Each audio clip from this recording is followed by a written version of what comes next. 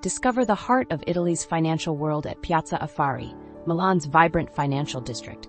This iconic square, home to the Italian Stock Exchange, holds the key to Italy's economic strength.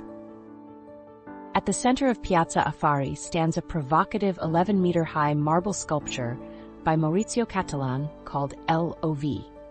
This audacious artwork has sparked debates about its meaning and relevance.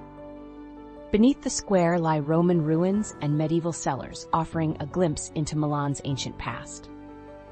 Despite challenges like the 2008 financial crisis and COVID-19, the Italian Stock Exchange has shown resilience. The Italian Stock Exchange launched a digital-only IPO platform in 2021, showcasing its commitment to financial innovation. Piazza Affari leads in sustainable finance, introducing Europe's first green bond segment in 2017. Piazza Affari promotes gender equality, with 39% of board members in listed companies being women. The square plays a crucial role in driving economic growth, with a total market capitalization of €607 billion in 2020.